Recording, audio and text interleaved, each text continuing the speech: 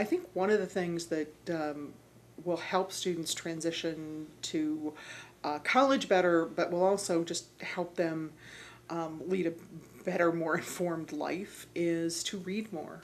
I think the single biggest thing that I hear from a lot of students is that they don't read much. They read email, they read Facebook posts, but they often don't read, say, a newspaper. Well, there's nothing says they have to, get their fingers black reading, newspapers. Their New York Times is online free, and there are all kinds of things that are available online in ways that, students can read. I mean, we don't all sit down and read pages and pages of articles in the New York Times, but to be able to look at headlines and see what's going on and just stay on top of things. I think that's huge, and I think students don't realize that that would actually help them with their writing skills, as well as their reading skills, help them do better on placement tests, will help them with all sorts of things.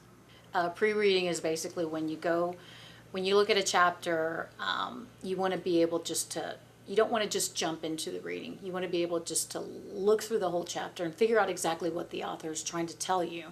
Most students believe that reading is like a novel. You just jump in and you want to be surprised at the end, but with expository texts or college textbooks, you want to look at anything that's bold, any pictures, anything that is italicized. You want to read the introduction and the summary. That way you have some idea what the chapter's about, and it's going to activate that prior knowledge that you may have.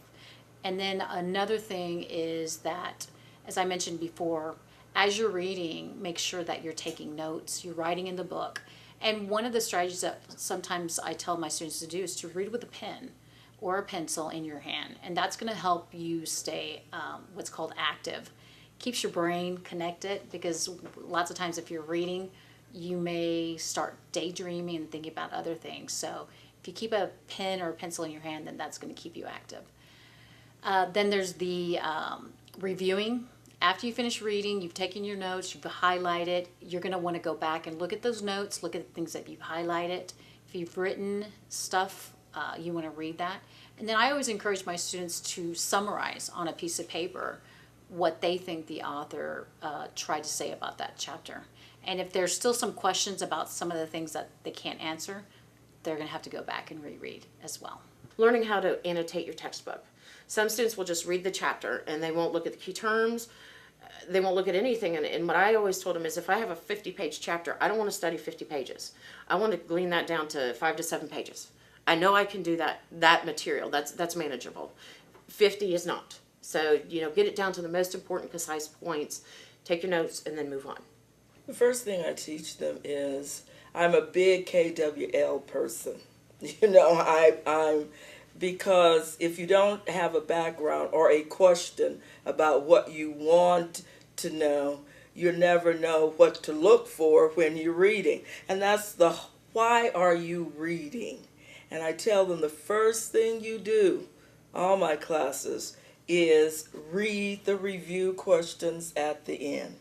That's going to tell you what to look for and what to pay attention to.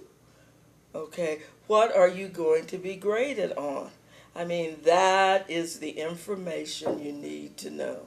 How do you know what it is when you read? What is important? They're going to guide you, and those headings and subheadings are paramount. Make a question out of the headings and subheadings. That's what's important in a developmental class. I think the skills. And the other skills are the schema skills. How do you build on what you already know? So the KWL model of study skill, what do I know about this? Or what are the questions I want to know about this?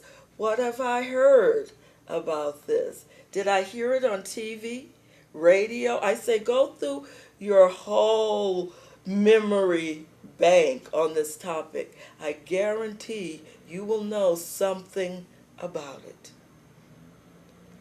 Then you work from there.